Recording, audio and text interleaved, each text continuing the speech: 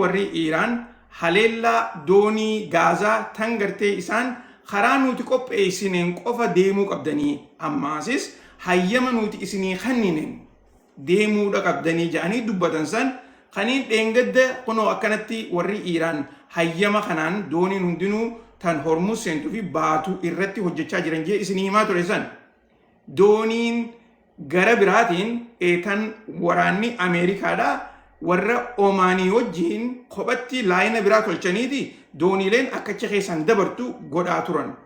Dubagaa waraanni Iiraan waan san irra dhaqqabeeti dooniilee as keessa karaa kaaniin dabraa jirtan nuti waan hayyama isiniin kaniniif jecha yoo gartee hojii tanarraa if duba deebitan isiniif irra wayyaadha jechuudhaani gara raadiyoodhaatiin takkaa gartee sagalee dabarsituudhaan itti himanii jiran.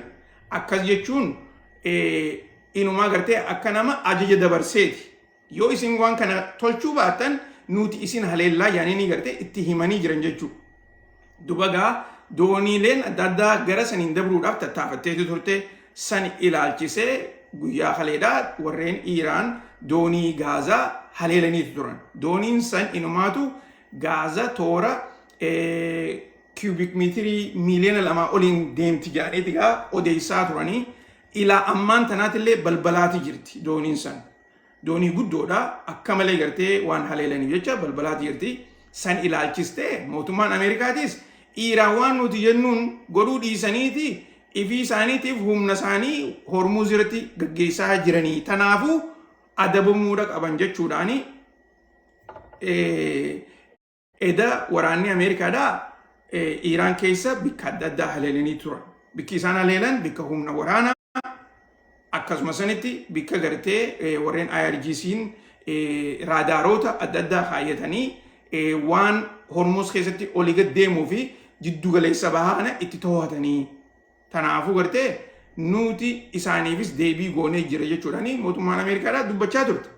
Dubbiin gaachitti hin dhaabbanne warri Iiraanis nutu deebii isiniin kanneen jechuudhaan bikka Bahareen keessa bikka humniti waraanaa Ameerikaa keessaafuu humniti bahara kaampii isaanii haleelaniiti turan.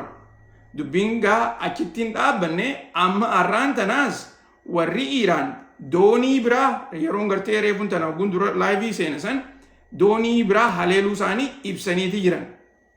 Dooniin tunis karaa warri Iiraan hayyama hin kenniniif dabruu waan tattaafataniif jecha isaan doonii san haleelaniiti jiran. Tanaafuu ceasefireen isaan guyyaa 60 godhatan kuni gara diigamuutti deemaa jira. Inumaatu reefuun tana gorsaan ol'aanaa Mustafa Ali Khameneidhaa keessaafuu waa'ee waraanaa irratti keessa gorsu reefuun tana miidiyaa isaaniitti wajjin haasoo godhetu ture. Akkasuma sanitti akkaawuntiilee sooshaal miidiyaa gubbaa irratti barreesseetu ture. Akka inni jechaa jirutti mootummaan Ameerikaa tuni waan lola baatii 4 dabree kana nurra gaggeessuu irratti hin arkatin akkasuma sanitti gara mariidhaatiinis waan hin arkatin amma immoo lola xixiqqaa gartee kana banuudhaan waan barbaadan arkachuudhaaf hojjechaa jiranii. Keessaafuu waan lola irratti hin arkatin marii irrattis hin arkatin gara lolaati wanni isaan itti arkatan takka leenuu hin jirtu. Akkuma torbaan kana keessa gareelee warra GCCdhaa akka Iiraan Hormuz kana keessatti kafalli takka illee hin fudhannee fi akka lola duraatti waan deebisuudhaaf hojjetan isaaniif galma waan hin geenyeef jecha ammaan tan ammoo jeequmsa addaa Hormuz irratti gaggeessuu barbaadanii. Yoo kanarraa ka'eef duuba hin deebine taate nuti barnoota addaa isaanii kennineeti akka gartee amma dura kufan daran akka isaan miidhaman isaan godhuudhaaf teenya jechuudhaani deebiseefii jira jechuudha. Gara kaaniin waraanni Ameerikaadhaa akka jechaa jirutti nuti lola kana hin dhaabne ammallee eegumsa Hormuz kana jabeessinee bannee akka dooniileen hundinuu olii gad dabruu dandeessu inumaatu Hormuz keessallee seennee gargaarsa barbaachisu goonaa jechuudhaani sitkaamiin haasa'u godhaa jira.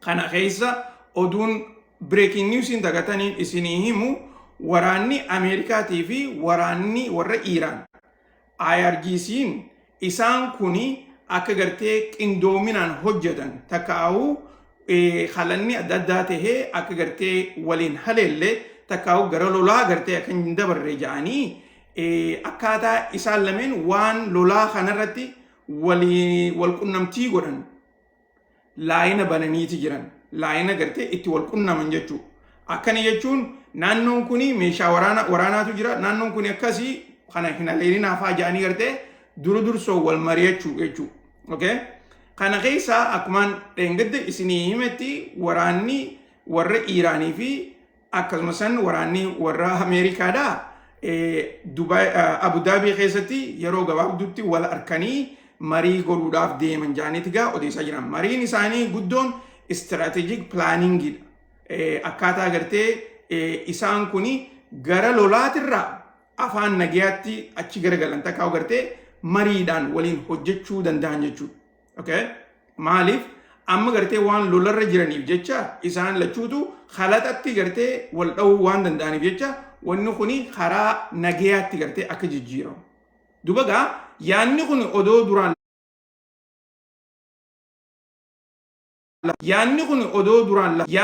odoo duraan lafa jiruuti haleellaan kaleedhaatii fi tangartee haleellaan waraanni Ameerikaa godhesanii fi deebiin waraanni Iiraan godhe dhuftee jirti jechuudha.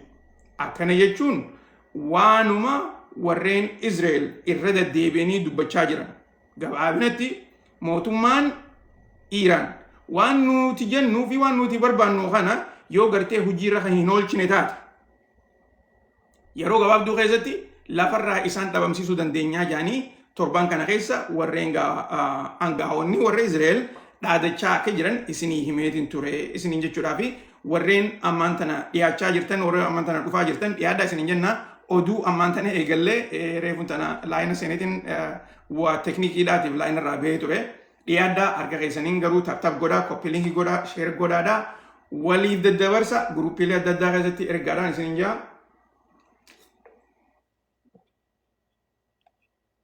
Akkam jettan na dhaga'aa jirtanii mi? Na dhaga'aa jirtanii warreen mana keessa jirtan.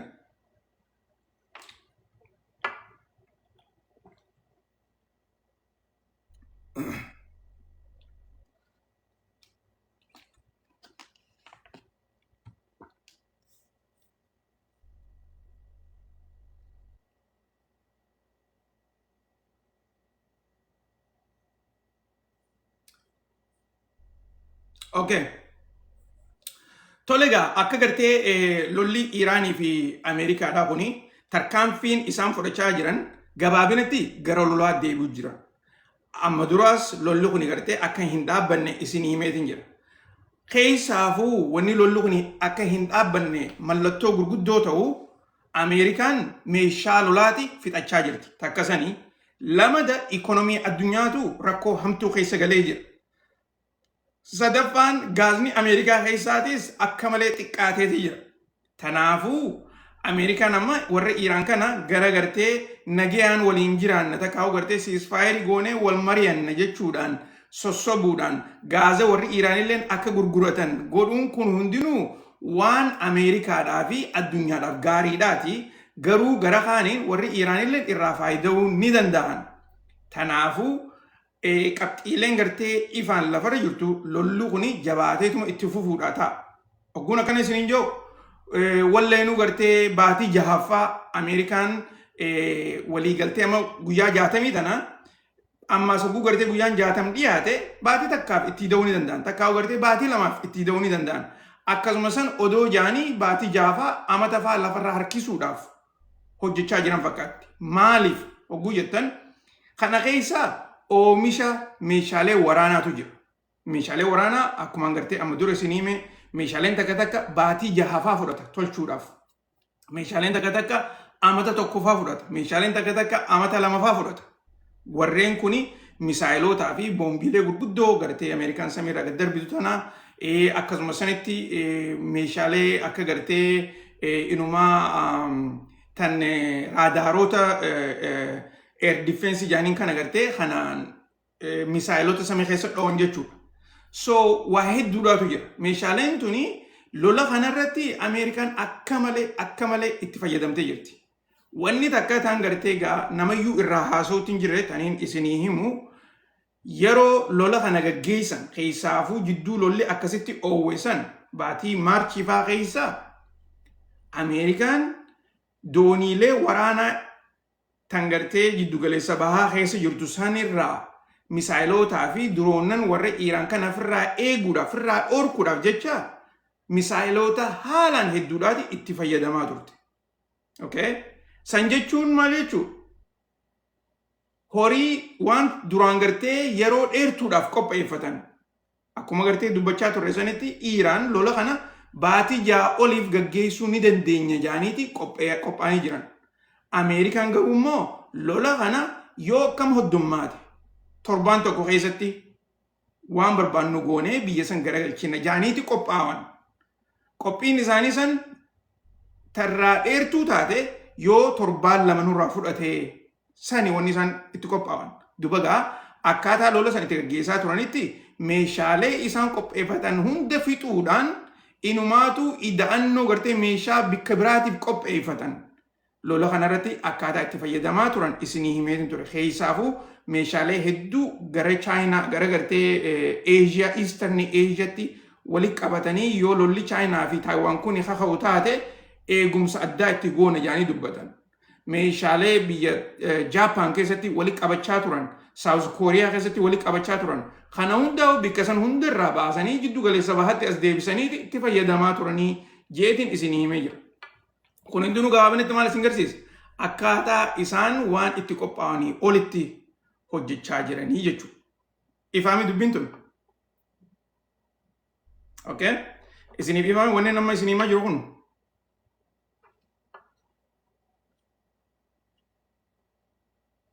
Okay.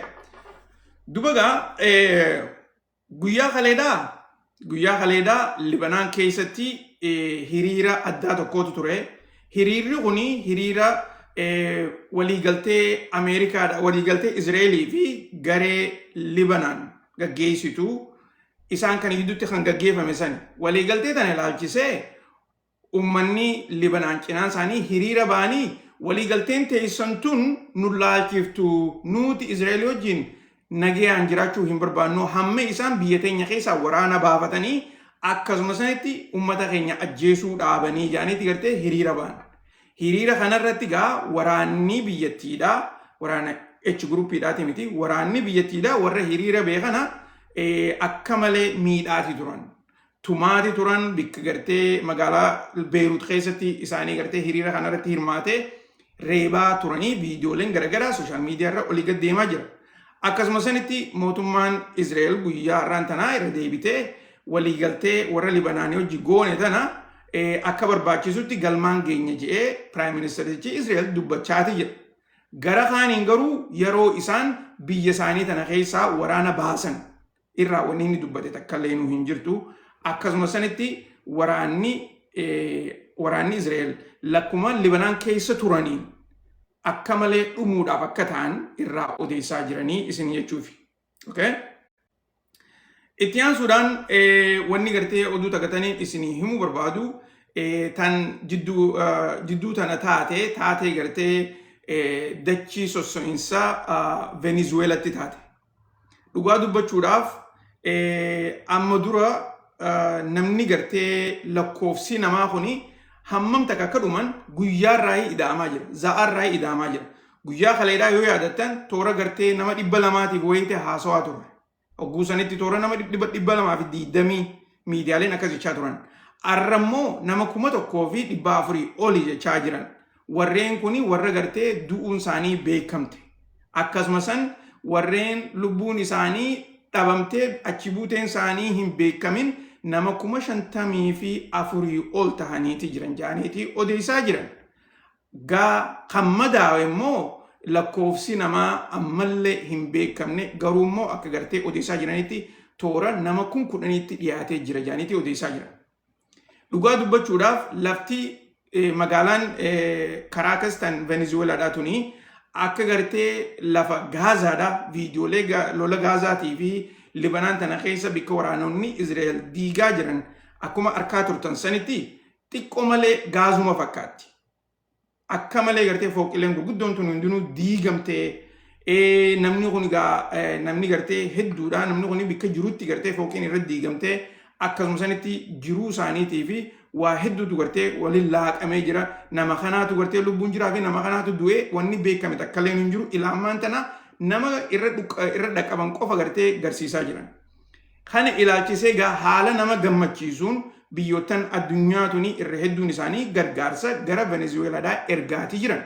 Kana keessaa biyyattii akka Tarkiidhaa, Iiraan, akkasuma sanitti Raashaa, biyyoottan Ameerikaadhaa fi Kanadaanis biyyoottan Laatin Ameerikaa keessaayis hedduun isaanii gargaarsa waraanaatii fi warreen meedikaalaa meeshaalee gartee yeroodhaan nama barbaachiftu takka ammoo first aid meeshaa jaaniin tan adda addaa gartee wali guuranii gara biyya isaanii kana ergaatii jiran. Kuni gartee akka malee waan gaarii tahee odoo jiru garuu wanni erzikweekiin tuni waan yeroodhaan gartee ati beekte jalaa bahuu dandeessuu miti.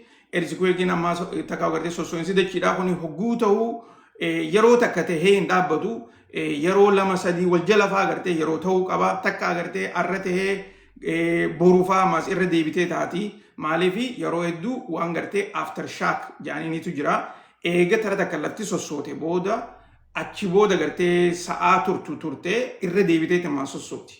So akkasitti namni kun gartee rakkoo disaasterii hin beekamne takka qiyaasa hin qabne keessa gartee galeeti jira. Dhugatti wanni godhuu dandeenyu takka illee hin jirtu nuti gartee gama keenyaan du'aayuma goonaaf sanis gartee akkasitti quba qabaadhaadhaan isiniin jechuu barbaada.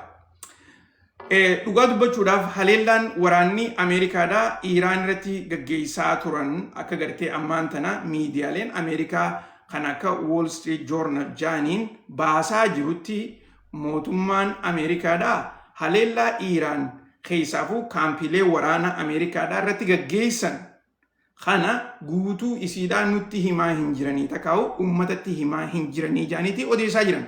Kana jechuun isaanii maal? Wanni isaan jechaa jiran maali? Akkaataa lolli Iiraanii hojii gaggeeffamaa ture san barbadeensa warri Iiraan kaampiilee waraana Ameerikaadhaa adda addaa keessaafu jiddu galeessa bahaa tana keessa jirtu itti haleelan. Ammaan tana footoodhaa fi viidiyoodhaan waan adda addaa agarsiisaa jiran. Maaliif eega gartee saatalaayitiileen adda addaa tan yeroo jidduu lolaasan akka gartee footoodhaas hin dhiyeessine, viidiyoodhaas hin dhiyeessine godhan yoo yaadattan isinii himeetiin ture mootummaan Ameerikaadhaa saatalaayitoota isaaniitiin waan gartee kaampiilee Ameerikaa naannoo jiddu galeessa bahaa kana takkaa isiidhaatu viidiyoos akka gadi hin dhiifne, footoodhaas akka gadi hin dhiifne jaanii dubbataniitu turan. Amma immoo suutatti gartee saatalaayitiilee waan hojiitti deebitee jirtuuf jecha waan suutatti gartee gadhiisaa jiraniif jecha amma miidiyaaleen kuni lafa san hunda laalaniiti waan warri Iiraan barbadeessan irratti xiyyeeffatanii viidiyoodhaan dhiyeessaa jiranii isin jechaa jira. Okay? Viidiyoodhaanis barruudhaanis. Kun hammam takka barbadeensa isaan irratti dalagan. Kana keessaa wanni gartee walitti isiniif dhiyeessuu barbaadu jiddu galeessi bahaa biyyootan Arabaatii fi Islaamaa warri waliin ja'an biyyootan gartee akka Tarkii irraa ilaa Ijiptitti jiddu galeessa bahaatii wajjin Paakistaaniin Iiraaniin walitti dhufanii naannoo jiddu galeessa bahaa kanatti akka duritti gartee nuti harka Ameerikaa jala hin teenyu amma immoo humna addaa ifiif tolfannee tan nagayaan gartee biyya teenya eeggannu godhachuu qabnaa jedhaniiti gartee hojjechaa jiran. Kana jechuun isaanii dur Ameerikaa jala teenyeeti Ameerikaatu nu eega jennee akkasitti gartee jiruu teenya oofachaa turre. Amma immoo jidduu lolaa tana keessatti Ameerikaan nu eeguu dhiisiiti waraana isaaniitu takka gartee kaampiilee ifii isaaniiti itti fayyadamanu eeguu hin dandeenye. Hojiin isaanii guddoon takka Izrael qofa eeguudha yaadajuu dhagayaa jiran. Gara haaniin Izraelis wanni isiin hojjechaa jirtu lafa isaanii babal'ifachuu takka gartee Greater Israel waan jedhaniin san godhuudha. Gara haaniin biyyoottan Arabaatii fi biyyoottan Islaamaa tana akka gartee diinaatti irra xiyyeeffattee hojjechuu jiraachuu isiidhaa kana dura dhaabbachuudhaaf jedhaniiti odeessaa jiran. Kana keessaa waan adda addaatiin isinii himaa jira. qalbiidhaan dhageeffadhaa. Maaliif boodarra gartee hogguu wanni takka hojii irratti jijjiiramtee taate akka gartee surprise hin taane. Dubagaa gareen amma yaanni lama gurguddaan kan jiru kan gartee Ameerikaa jalaa bahuu qabna ifii teenyaaf ifeeguu qabna jedhanii gartee kan hojjechaa jiran akkuma Suudi Arabiyaa fi warri Paakistaan hariiroo uummatanii hariiroo tana keessatti waan gartee Paakistaan qabdu boombii guddoo saniin gartee agoogii taatee fi biyyootan Arabaa kana Suudi Arabiyaa qofa otoo hin taane warreen biraatis akka eeguu dandeessu. Kana keessaa Qatar faanis akka gartee Paakistaan wajjin hariiroo godhaa jiranitti warreen United Arab Emirates kan gartee amma dura Israa'el wajjin haalaan walitti dhiyaatanii hojjechaa jiran rakkoon ammaan tana jirtu tuni nuutiif gaariidhaa miti. Takka immoo akka gartee mariin warri United Arab Emirates fi warri Israa'el waliin qaban keessaafu gartee di Abraham Accord tan jaaniin tani amma dura isinii himaa ture biitika Kuwaitii fi Bahareen United Arab Emirates faan keessa jiran gara kufutti jirti jedhaniiti gaa odeessaa jiran.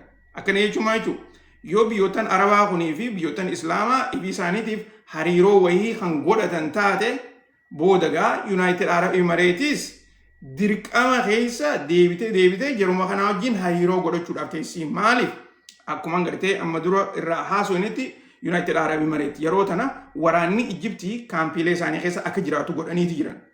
Akkasuma sanitti waraanni Ijiptii gara gartee Air Forceedhaatiinis waraana gaawaa xiqqoo garuu immoo yaanni kun yoo kan babal'atu taate inumaatu biyyoottan Arabaa kunii fi biyyoottan Islaamaa hariiroo tana jabeessanii gartee biyyittii akka Israa'el United Arab Emirates keessaayis waraana siitii fi basaastoota isaanii waa hundaa gartee akka baaftutti. Dubbiin achitti hin dhaabbattu waraanni Ameerikaatilleen akka jiddu galeessa bahaa kana keessaa bahutti hojjechaa jiranidha. Okay? Na dhagaa jirtaniimi? Qalbiidhaan dhageeffadhaa waan gartee ammaan tanas deemaa jiru kana.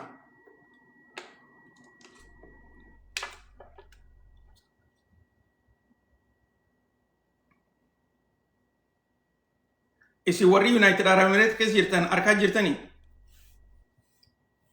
Arkaa jirtanii dhugatti waan gartee United Arab Emirates keessa jirtu.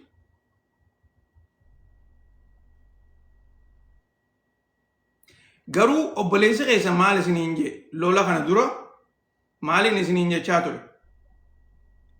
Lolli kun yoo kaka'u taate biyyoonni Arabaa kun daldalli isaanii warreen gartee turizimii irratti hundaa'e gaaza gurguruu irratti warreen hundaa'e ikoonomiin isaanii tuni haalaan miidhamuudhaa teessii.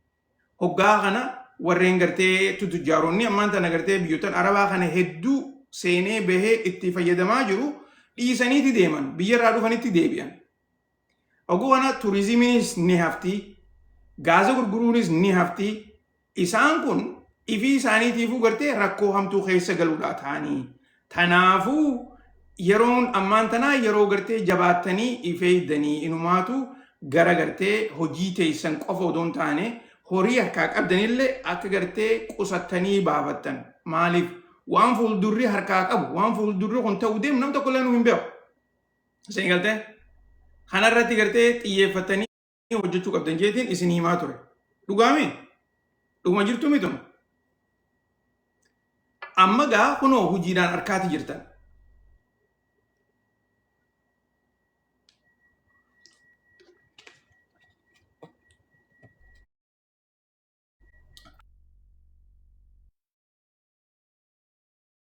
Isin dhageessanii itti qophooytanii irraa faayidatan. Rakkoon jiddu galeessa baatuni as qofaa miti biyya teenyaas dhufuuf teessii isiniin jee isin himeetin ture. Maaliif namni keenya uumamarraa gartee waan fuuldura gartee fuuldura laal fuuldurri rabbi harka jira. Tan ammaan tanaa immoo akka feenetti gartee bash goonee jiraannaa jaanii gartee ni haasawan. San hundinuu gaarii nuti ammaan tana gartee waan hojii rabbii keessa seennee haasootu hin jiru. Garuu immoo rabbiin sababa gorodhuu isin jaa. Okay? Sababa gorodhuun itti qophaa'uun gartee waan rabbiitii hojii waa walitti dhuftuu miti. Tana keessa warri gartee amma ikoonomii harka namaa warri eeggatu hojii namaa gartee warri hojjetu haalata biitii keessa jirtu. Yoo biitii gartee mijjooytu hin taane akkamitti hojjechuu dandeessa. Hojjechuu hin dandeessu. Okay? Wanni biyya teenya qabattees akkasanumaa bara. Biyya teenya keessa amma irra hedduu biyya teenya dhugaa biyya teenya ni jaalanna. Biyya teenya keessa nageenyi hin jiru. Nagee qofa odoo hin taane haalaataan biittii gartee keessa jirtu keessaafuu mootummaanis gargaarsa guuruu saamins takka gartee taaksii takka waan adda addaa jedhanii gartee akkaataan milishaan waraanni maarreen namarraa maallaqatti guuru kuni akkaataa ati biizinasa gartee jaartee guddattee waan silaa hafaluu qabdu san itti hafaltu sin godhu. Kuni jechuun maal haala qabatamaan lafarra jiru. Okay? Kana hundaa gartee qalbiidhaan dhageeffadhaadhaa hubbuun isin hin jiru akka isin fuuldura gartee itti fayyadamuu dandeessaniif. Biyya ofeetaa keessa jiraadhu hogguu gartee rakkoon biyya isaanii irra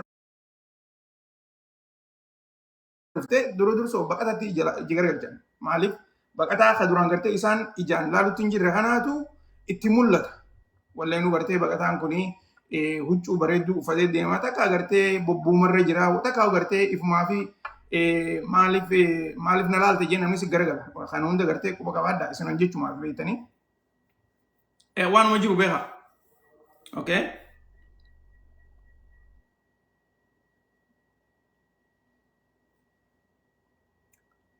One.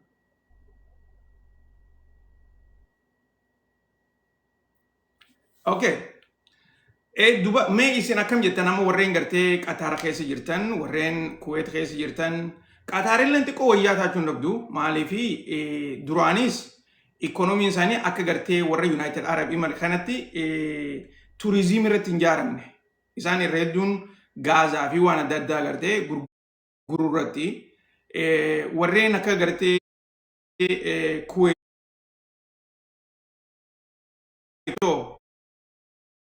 maalirra faa jirtan waliif himuun wal gargaaru. Yoo gartee waan takka waliif hin himne isinillee gartee rakkoo hamtuu keessa seentaniiti obboleeyyan keessan kabiraatis rakkumaati keessa jirtu san keessa seentu. Kanaafuu gartee walitti himuun hedduu barbaachisaadha. Wanni jennuuf tanaaf beekaa.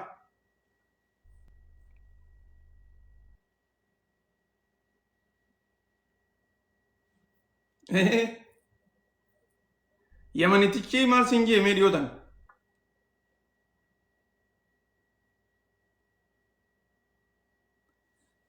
Saniifin siin jaabar siifi oroo tan Dubaay hedduu hamtuudha maaliif beekaa? Laal lola keessatti lolli kun odoo hin eegalamin gareen United Arab Emirates tuni ifii isaaniitiif qaama lolaa kana filatan. Qaamni lolaa kuni Israa'eelii fi Ameerikaan isaan filatan. Wanni isaan irratti hojjechaa turanis silaa wanni isaan barbaadan Iiraan akka kuftutti. Okay? Garuu wanni isaan fedhan san galma hin geenyeef Iiraan tuni hin kufne. Ammaasis dadhabina hamaatu Israa'eelii fi Ameerikaa irra dhufe. Kana keessatti gaammaan tana yoo yaadattan mootummaan Iiraan isaan kana gartee akkaataa diinaatti ilaalaniiti ikoonomii isaanii duraa diigaa turaniin isiniin jee keessaafuu bikka gaazaa bikka gartee meeshaa almuuniyem faaktarii isaanii gurguddoo tan gartee addunyaa tanarratti tokkoffaa taatee jirtu. Bikka xaawoodhaan maqaan siidhaa tan dikee faranjiidhaa tajaajilin tan agartee tan limmata agartee ittiin guddisan. Bikka gartee xaawoo itti oomishan kana hunda haleelaa turan warri Iiraan. Maaliif kana godhan? Ikoonomii isaanii duraa diiguufi. Strategically itti pilaana godhataniiti. Wanni san akka gartee Suudi Arabiyaa gargaaruu turte isinii himeetiin jira. Loluma keessatti jechuudha. Okay? Maaliif warri Iiraan akkuma yaadattanitti Suudi Arabiyaa gartee akka United Arab Emirates haleelanitti Suudi Arabiyaan haleellee garuu immoo gara ikoonomiitiin United Arab Emirates Suudi Arabiyaa bira waan dabartee jirtuuf jecha sababa gartee if dura diversify godhaniif akkammoo ammaan tana gara tokko deebi'an godhanii jiraniin isiniin jechaa ture. Okay? Kana gun isiniin joomee waan takka isin garsiiseetiin akkasitti oduu teenya itti fufna. Warreen gartee mana keessa jirtan harka keessaniin taaptaap godhaa, koppii linkii godhaa, sheer godhaadhaa isiniin jenna. Eessa jirti mee dubbiin san?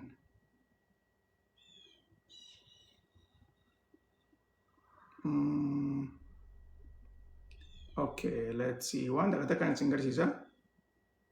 Daddafeetiin irraa dabarsa maalii fi akka gartee jarriinis nurratti wanta hin jenne akka gartee na duuban laalaa